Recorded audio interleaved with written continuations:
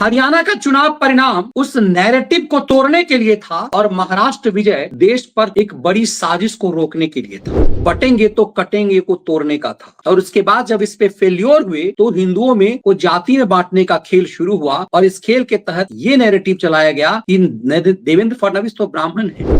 अकेले एकमात्र नरेंद्र मोदी थे जो पूरे चुनाव को सेंट्रलाइज कर रहे थे कि कांग्रेस या एनसीपी एक बार बाला साहब ठाकरे को हिंदू हृदय सम्राट कहते हैं। नरेंद्र मोदी की अगुवाई में जब से बीजेपी आई है तब से इन खलियर खैरातियों की कुछ नहीं चली, एक भी खबर लीक नहीं हुई। सोचिए, सामान्य बात नहीं है कि शपथ ग्रहण समारोह के मंच पर जब तक एकनाथ शिंदे नहीं आए तब तक ये खबर फूटी ही नहीं।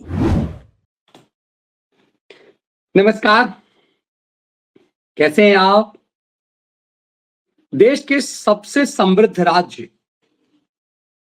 महाराष्ट्र में मुख्यमंत्री का शपथ ग्रहण समारोह भी स्टार पावर वाला दिखा। प्रधानमंत्री मोदी ने इस शपथ ग्रहण समारोह को एक महापर्व में बदल दिया। एनडीए के तमाम सहयोगी पार्टियों के सीएम और डिप्टी सीएम का वहां मौजूद होना और महाराष्ट्र जैसे राज्य और जिसकी राजधानी मुंबई हो, उस मुंबई में देश के तमाम बॉलीवुड स्टार, क्रिकेट स्टार का वहां होना, बॉलीवुड स्टारों में उनका भी होना जिनका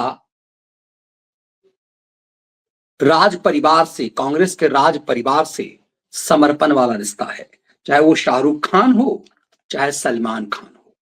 इन सब का होना एक अपने आप में बड़ा मैसेज था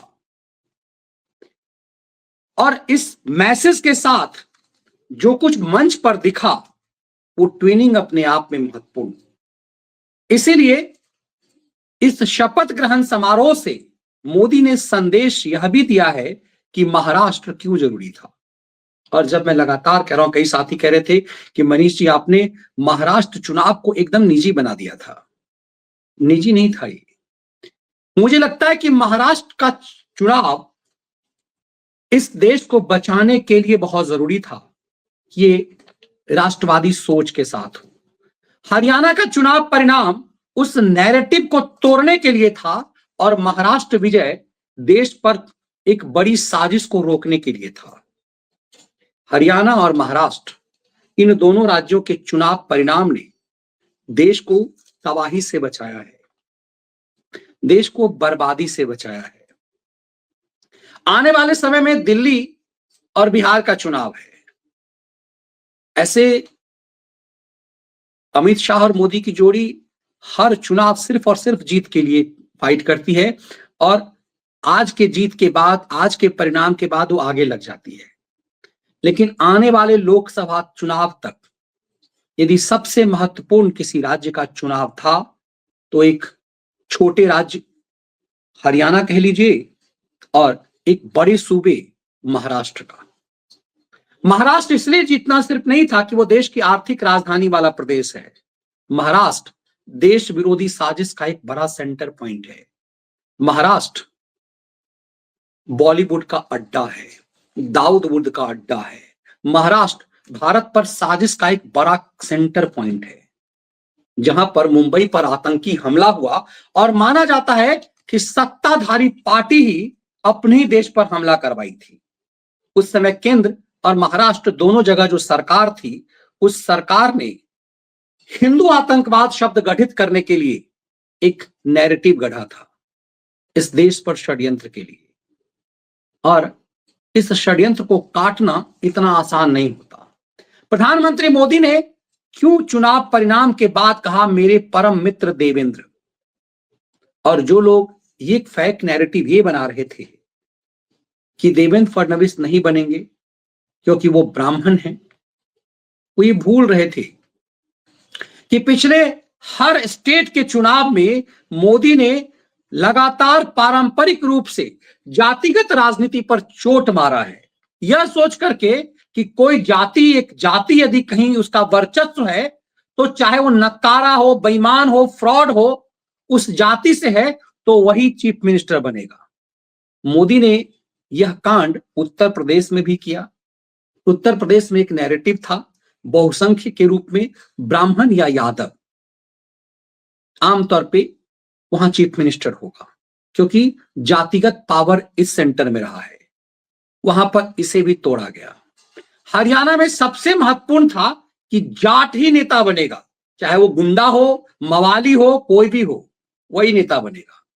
उत्तर प्रदेश में एमवाई समीकरण ने इस देश को, सनातनियों को तोड़ने का एक बड़ा सेंटर पॉइंट बना दिया। बिहार में ठीक वही है कि यादव बहुसंख्य है, पावरफुल है, वो जो चाहेगा वो लोकतंत्र की परिभाषा को बदल देगा। एक अच्छा व्यक्ति, एक निर्णायक व्यक्ति जो राज्य के हित में काम कर सके, उसकी अपेक्षा वो किस जाति से है ये महत्वपूर्ण था। तो ऐसा नहीं कि सिर्फ महाराष्ट्र में मोदी ने ये तोड़ा है। ये लगातार कांग्रेस की शैतानी मीडिया ये लगातार एक नैरेटिव गढ़ रही थी कि महाराष्ट्र वर्सेस गुजरात है, उनकी साजिश एक है तो नेक है, बटेंगे तो कटेंगे को तोड़ने का था। और उसके बाद जब इस पे फेल्योर हुए तो हिंदुओं में को जाति में बांटने का खेल शुरू हुआ और इस खेल के तहत ये नैरेटिव चलाया गया कि देवेंद्र फडणवीस तो ब्राह्मण है। चंडाल चौकड़ियों की टोली ये भूल गई थी कि देवेंद्र फडणवीस ब्राह्मण ही थे और 5 साल तक चीफ मिनिस्टर रह चुके थे। देवेंद्र फडणवीस ने दरअसल अपनी लकीर इतनी बड़ी कर ली है कि देवेंद्र के अलावा दूसरा कोई विकल्प नहीं है। और मोदी काल में जो पूर्ण समर्पण भाव से काम करता है, मोदी उसके हैं। मोदी ने परम मित्र इसलिए नहीं कहा कि गिल्ली डंडा देवेंद्र फडणवीस और नरेंद्र मोदी साथ खेलते थे। मोदी के लिए इसके कोई मायने नहीं है। परम मित्र का मतलब उनके लिए ये नहीं था कि वो गिल्ली डंडा और गुल्ली एक साथ खेला करते थे। यदि वो योगी आदित्यनाथ के बारे में कहते हैं कि उत्तर प्रदेश के तेजस्वी ओजस्वी मुख्यमंत्री, इसका मतलब ये नहीं कि उनके दुलारे हैं, उनके परिवार के हैं। आमतौर पर परंपरा यही रही है। मोदी उस लकीर का महिमा मंडन करते हैं जो खुद अब बड़ी तेजी से अपनी बढ़ा रहा होता है। तो आज शपथ ग्रहण समारोह में दरअसल नरेंद्र मोदी ने एकदम से साफ कर दिया कि महाराष्ट्र में कोई ऐसा मैसेज नहीं जाना चाहिए। एक नैरेटिव यह भी चलाने की कोशिश की गई, एक षड्यंत्र यह भी करने की कोशिश की गई कि बीजेपी क्षेत्रीय पार्टियों को यूज करके थ्रो कर देती है। वो चाहते तो जो नखरा एकनाथ शिंदे कर रहे थे उन्हें तत्काल बाहर कर दिया जाता, लेकिन ऐसा भी नहीं हुआ। आपको आज फ्रेम दर फ्रेम समझना पड़ेगा कि मंच पर नरेंद्र मोदी जब आते हैं, झुक करके वो देश के तमाम जनता को समर्पण अपना दिखाते हैं। ये उनकी आदत है। एक पारिवारिक पार्टी जो अपने आप को देश से बड़ा समझता है, उसको जूतों तले वो रौंदते हैं। हर अहंकारी को जूतों तले रौंदते हैं। लेकिन काशी से लेकर के महाराष्ट्र तक दिखा कैसे मंदिर निर्माण करने वाले सेवकों से दलितों और पिछड़ों सफाई कर्मियों के साथ का वो पांव धोते हैं। और महाराष्ट्र में जिस मंच पे ऐसा लगा वहां शपथ ग्रहण समारोह देवेंद्र का होना था, लेकिन ऐसा लग रहा था कि दूल्हा नरेंद्र मोदी हैं। और वो झुक करके, आपने देखा होगा किसी भी नेता ने जनता जनार्दन को पूरी तरह से अपना रीढ़ झुका करके नमन नहीं किया। न देवेंद्र ने, न एकनाथ शिंदे ने, न अजित पवार ने, न मोदी सरकार के कोई मंत्री ने, न ही एनडीए का किसी भी सीएम डिप्टी सीएम ने। नरेंद्र मोदी का यह भाव था। यही मोदी को बड़ा और नायक बना देता है। यही वजह है कि जो नखरा कर रहे थे वो भी आज सेट हो गए। आप एक एक फ्रेम को समझिए। जब देवेंद्र फडणवीस शपथ करने के लिए आए और शपथ के बाद जब वो नरेंद्र मोदी के पास गए तो ऐसा लगा कि ये दो परम मित्र नहीं, एक गुरु और शिष्य की परंपरा दिखी।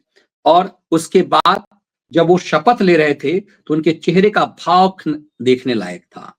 वो गुजराती में उन्होंने शपथ लिया। और इस शपथ ग्रहण समारोह का यह दृश्य भी मुझे बहुत महत्वपूर्ण लगा कि एकदम से स्टार जो हैं, ये स्टार पावर बना दिया गया। अंबानी परिवार से लेकर के शाहरुख खान को देखिए। ये सब कोई जानता है कि शाहरुख खान चमचा नंबर 1 है गांधी परिवार का, लेकिन इसे ये था कि आएगा नहीं आएगा, आकाश से अनुमति लेगा, क्योंकि भाई जिन लोगों ने इनको बनाया है स्थापित किया है इन सबको। लेकिन शाहरुख खान भी वहां पहुंचा था। शाहरुख खान के लिए सबसे ज्यादा ये माना जा रहा था कि वो आएगा कि नहीं आएगा। शाहरुख खान से लेकर सलमान खान, ये पूरा तरह से, चूंकि ये मुंबई है, ये महाराष्ट्र है, इसीलिए, और ये यहाँ ये बॉलीवुड वाला शहर है, इसीलिए आप बॉलीवुड को इनकार नहीं कर सकते। ये दरअसल मैसेज था, ये एक तरह से मैसेजिंग था कि ये जो पूरा शपथ ग्रहण समारोह है वो सिर्फ एनडीए का नहीं, ये देश का है। एक बिग मैसेज था। महाराष्ट्र चूंकि देश की राजधानी है, तब आपको फिर याद करना पड़ेगा कि 2014-19 में जब उन्होंने, पीएम मोदी ने क्या कहा था महाराष्ट्र में। दिल्ली में नरेंद्र,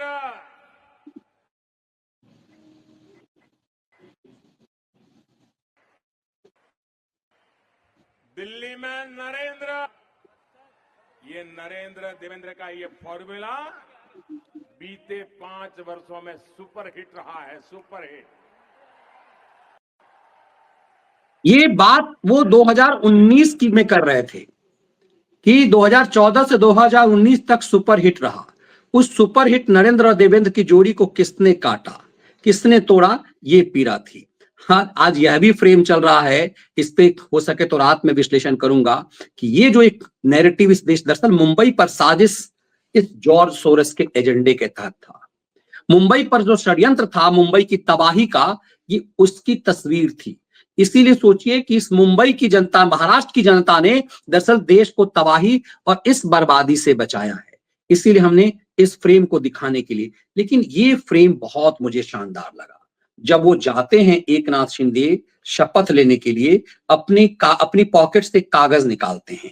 आप गौर करिएगा जरा, यहाँ जब वो यहां से निकलते हैं, एक कागज लेते हैं, वो पॉकेट में उनका एक पेपर, एकनाथ शिंदे जब पहुंचते हैं, उनका नाम लिया जाता है, एक पेपर वो लेते हैं और क्या पढ़ते हैं जरा सुनिएगा ऐसा।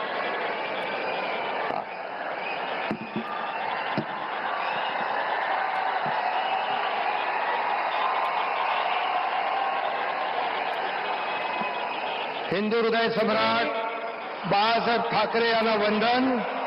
गुरुवर्य धर्मवीर आनंद दिघे साहेबांचं स्मरण आणि देशाचे कर्तबगार आणि लोकप्रिय प्रधानमंत्री नरेंद्र मोदीजी व देशाचे कणखर गृहमंत्री अमितभाई शाह यांच्या भक्कम पाठिंब्याने, आशीर्वादाने, तसेच राज्यातील 13 कोटी जनतेच्या आशीर्वादाने।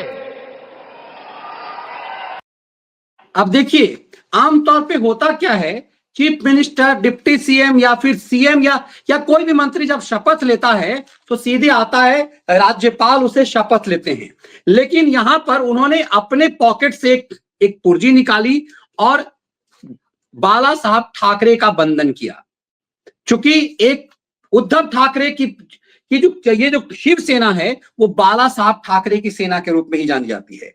और पूरे इस चुनाव प्रचार के दौरान भाजपा ने हमेशा कहा कि यदि कांग्रेस की हिम्मत है तो बाला साहब ठाकरे हिंदू हृदय सम्राट कह दे, उद्धव ठाकरे की हिम्मत है तो वो इनसे हिंदू हृदय सम्राट कहलवा दे। ये प्रधानमंत्री मोदी लगातार कह रहे थे।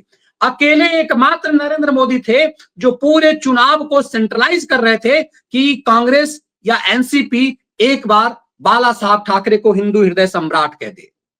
लेकिन कोई नहीं कह पाया। खुद उद्धव ठाकरे अपने बाबूजी का नाम लेने से डरते रहे चुनाव प्रचार के दौरान। और शपथ ग्रहण समारोह में जब एकनाथ शिंदे ने कहा कि बाला साहब ठाकरे का आशीर्वाद है, और फिर उन्होंने जो प्रधानमंत्री मोदी के लिए कहा, वो तो प्रधानमंत्री है, लेकिन मोदी के साथ साथ देश के गृह मंत्री के बारे में जब एकनाथ शिंदे बोलना शुरू हुए तो आपको समझ में आ गया होगा कि जो नखरे एकनाथ शिंदे कर रहे थे, यदि कह रहा हूं, तो फिर उस नखरे का हलवा टाइट अमित शाह ने कैसे किया है। देश के प्रधानमंत्री का नाम तो ठीक है कि वह प्रधानमंत्री का आप महिमा मंडन कर रहे हैं।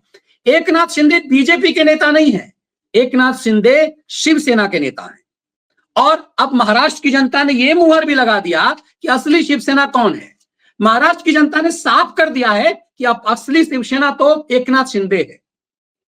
लेकिन असली शिवसेना एकनाथ शिंदे को क्यों माना, यह भी समझना जरूरी है। इसलिए कि एकनाथ शिंदे को भी पता है कि ये वोटिंग नरेंद्र मोदी के नाम पर हुआ है। तब कई लोग ये कहते हैं कि भाई लोकसभा चुनाव क्यों नहीं हुआ। दरअसल लोकसभा चुनाव के दौरान एक षड्यंत्र हुआ, संविधान को लेकर के, जाति को लेकर के। संविधान बदल दिया जाएगा, आरक्षण खत्म कर दिया जाएगा, इसके शिकार महाराष्ट्र की जनता हुई, उत्तर प्रदेश में हुआ। बाबा साहब अंबेडकर का जो स्टेट है महाराष्ट्र, संविधान पर वो साजिश कंटिन्यूअसली नहीं चल पाया, काठ की हांडी लगातार नहीं चल पाई। अब आप देखिए कि अजित पवार को इतना सीट मिलना, अजित पवार इस चीज को बेहतर तरीके से समझ पाए कि ये वोटिंग सिर्फ नरेंद्र मोदी के नाम पर है। देश ने नरेंद्र मोदी को अपना नायक चुन लिया है। अजित पवार को ये कल्पना से परे था कि अजित पवार की पार्टी को इतनी सीट मिल जाएगी। हम जैसे लोग भी नहीं मान रहे थे। अजित पवार को मैं लगातार कह रहा हूं, यह भी एक स्ट्रेटजी थी। तुष्टीकरण के वोट के पास विकल्प नहीं था कि वो अजित पवार को वोटिंग ना करे। इसीलिए इस बात से कतई इनकार नहीं किया सकता कि महाराष्ट्र में तुष्टीकरण का वोट एनडीए को या महायुति को तो मिला ही है, वो अजित पवार को मिला है। अजित पवार बिना तुष्टीकरण के वोट से उन जगहों पे जीत ही नहीं सकते थे जहां से कांग्रेस या फिर एनसीपी की जीत पक्की मानी जा रही थी। दरअसल एनडीए की जो ताकत असल में बढ़ाई है वो अजित पवार की वजह से बढ़ी है, क्योंकि अजित पवार का अपना एक वोट बैंक है। और इसीलिए अजित पवार ने वहां यह भी कहा कि हमारे चुनाव क्षेत्र में योगी आदित्यनाथ की जरूरत नहीं है। ये पॉलिटिकली एक स्ट्रेटजी होती है, उस स्ट्रेटजी को तैयार किया गया और इस स्ट्रेटजी में साफ माना जाता है कि इस स्ट्रेटजी में कहीं ना कहीं अमित शाह और नरेंद्र मोदी की भूमिका थी। इस शपथ ग्रहण प्रवाह में जो एक खटास की बात की जा रही थी वो सिर्फ और सिर्फ एकनाथ शिंदे को लेकर के था कि शिंदे के आखिरी समय तक शपथ लेंगे। लेकिन आप यदि पूरे सर्कमस्टांशियल एविडेंस को जोड़ेंगे तो आपको समझ में आएगा कि बीजेपी, नरेंद्र मोदी की अगुवाई में जब से बीजेपी आई है तब से इन खलियर खैरातियों की कुछ नहीं चली, एक भी खबर लीक नहीं हुई। सोचिए, सामान्य बात नहीं है कि शपथ ग्रहण समारोह के मंच पर जब तक एकनाथ शिंदे नहीं आए तब तक ये खबर फूटी ही नहीं कि एकनाथ शिंदे डिप्टी सीएम बनेंगे या नहीं। ये ठीक वैसे ही हुआ जैसे महाराष्ट्र, ये गुजरात, राजस्थान का सीएम कौन होगा, गुजरात का सीएम कौन होगा, छत्तीसगढ़ का सीएम कौन होगा, राजस्थान का सीएम कौन होगा, हरियाणा का सीएम कौन होगा, ये अंतिम समय तक किसी को नहीं पता चलने दिया गया। इसका मतलब है कि गठबंधन को लेकर के भी नरेंद्र मोदी वही एकदम से जो कह सकते हैं गुप्त चीज जो बनाए रखते हैं वो बनी रही कि अंतिम फैसला नरेंद्र मोदी और अमित शाह ही करते हैं। इसीलिए एकनाथ शिंदे ने मंच से सिर्फ बाला साहब ठाकरे का नाम नहीं लिया, उन्होंने सिर्फ बाला साहब ठाकरे का भजन नहीं गाया, उन्होंने सिर्फ नरेंद्र मोदी का भजन नहीं गाया। नरेंद्र मोदी तो ठीक है, प्राइम मिनिस्टर हैं, अमित शाह का भजन गाना, एकनाथ शिंदे द्वारा अमित शाह का भजन गाना, ये बताता है कि महायुति की में सेंटर पॉइंट कहां है, ताकत कहां है। क्योंकि एकनाथ शिंदे को पता है कि हर बार नरेंद्र मोदी निर्देश नहीं देंगे, निर्देश तो अमित शाह ही देंगे। और ये पूरा चुनाव अमित शाह की अगुवाई में लड़ा गया है। महाराष्ट्र के चुनाव में पीएम मोदी ज्यादा समय विदेश में थे, महाराष्ट्र के साथ झारखंड का चुनाव भी चल रहा था और उनका समय उस दौरान जो अंतर्राष्ट्रीय इन्वॉल्वमेंट उनका था उसमें लगे हुए थे और पूरी चुनावी प्रक्रिया अमित शाह के नेतृत्व में था। कहां किसको कैसे सीट मिलना है ये सब अमित शाह तय कर रहे थे। यही वजह है एकनाथ शिंदे ने मंच पर प्रधानमंत्री मोदी और अमित शाह के प्रति अपना समर्पण दिखाकर भारतद्रोही एजेंडाबाज जो हैं, कांग्रेस के खैरात पर पलने वाले जो खलियरों का गैंग है, उन सबका मुंह बंद कर दिया। इस मंच से एक नैरेटिव ये चला गया साफ साफ कि एकनाथ शिंदे ही असली शिवसेना है अब और अजित पवार की पार्टी ही असली एनसीपी है। मतलब उद्धव ठाकरे की तबाही तय हो गई और पवार की बर्बादी हो गई। मात्र 10 एमएलए लेकर के अब वो क्या घड़ी घंटा बजाएंगे? मात्र 20 एमएलए लेकर के उद्धव क्या करेंगे? और मैं जो बार बार कह रहा हूं, उद्धव के पास जो 20 सीट है वो 20 के 20 सीट भी तुष्टीकरण के वोट के कारण है, जो उनका अपना नहीं है। यदि अकेले लड़ेंगे उद्धव ठाकरे तो इसकी संभावना है कि एक एमएलए भी नहीं मिलेगा उनको। और ये बात उद्धव ठाकरे को अब समझ में आ गई है, यही बात एकनाथ शिंदे को भी समझ में आ गई। इसीलिए महाराष्ट्र में यदि सचमुच एकनाथ शिंदे जिद पर थे और यदि सचमुच एकनाथ शिंदे नौटंकी कर रहे थे तो इसकी वजह सिर्फ ये थी कि हर आदमी के अंदर महत्वाकांक्षा है। ये एक इंसानी स्वभाव है महत्वाकांक्षा होना। तो एक नाथ शिंदे की महत्वाकांक्षा बढ़ गई। जब आदमी को मिल जाता है कुछ तो वो ज्यादा उम्मीद करने लगता है। एक नाथ शिंदे सीएम बन गए, उन्हें भ्रम हो गया कि वो अपने सीएम होने की वजह से ही महाराष्ट्र में लोकप्रियता बढ़ी है महायुति की। दरअसल ये माना जाता था कि एक नाथ शिंदे एक सामान्य शिवसेना कार्यकर्ता की तरह सड़क पे होते थे, आम आदमी की बात सुनते थे, लेकिन बड़ी कुर्सी इसकी इजाजत बहुत नहीं देता है कि आप पब्लिकली नाला खरंजा के पास आप खड़े हो जाएंगे और फोटो शूट करा करके आप सोचेंगे कि आप नायक बन गए।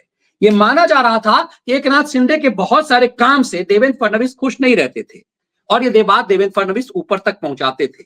देवेंद्र फडणवीस ने इस दौरान अपनी लकीर बहुत लंबी कर ली। देवेंद्र फडणवीस सही मायने में नायक बनकर के उभर चुके थे। देवेंद्र फडणवीस ने हिंदू हृदय सम्राट की भूमिका दरअसल सही मायने में कहिए तो वो शिवसेना से छीन लिया था।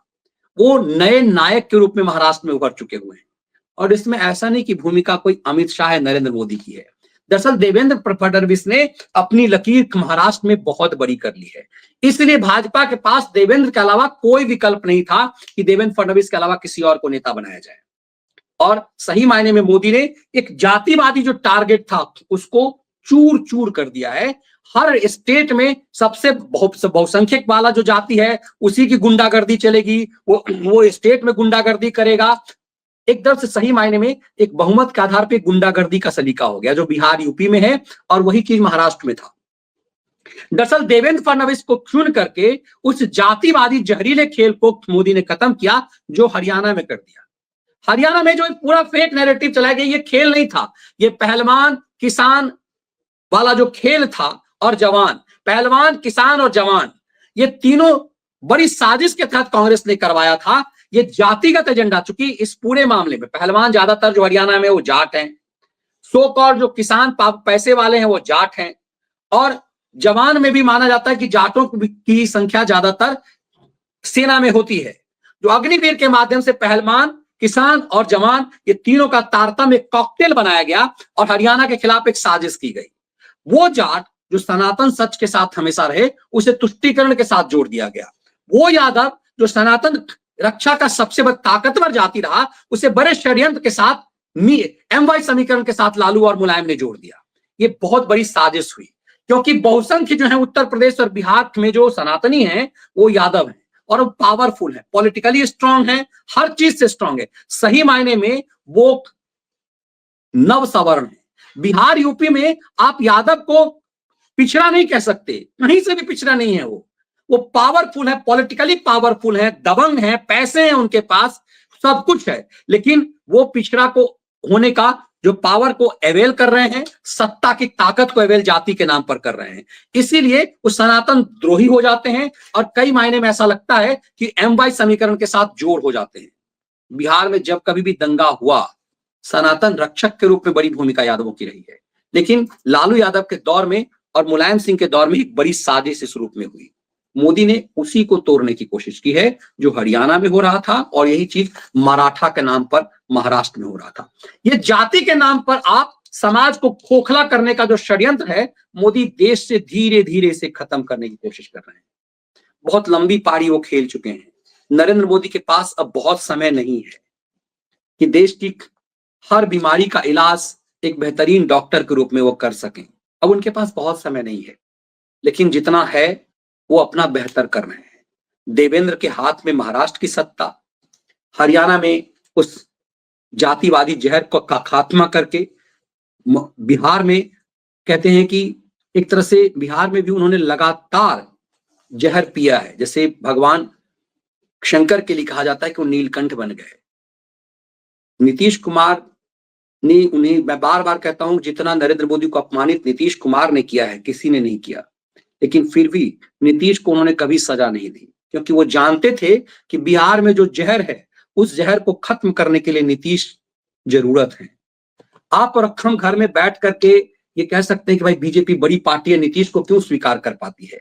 बिहार के जहर को खत्म करने के लिए नीतीश का NDA में होना जरूरी था। इसी ढंग से उत्तर प्रदेश में उन तमाम जहर को खत्म करने के लिए योगी की जरूरत थी। महाराष्ट्र में जातिवादी जहर और महाराष्ट्र को बर्बादी से बचाने के लिए। दरअसल सिर्फ महाराष्ट्र नहीं बर्बाद होता, ये महाराष्ट्र के माध्यम से पूरा देश बर्बाद होता, क्योंकि वहां के जो बिजनेसमैन हैं, वहां के जो बड़े बड़े व्यापारी हैं, उनको बचाने की जरूरत थी।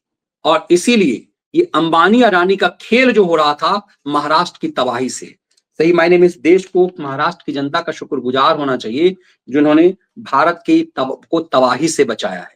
और एक एक फ्रेम आपको समझ में आएगा कि अब ये भारत सनातन भारत की तरफ कैसे बढ़ रहा है।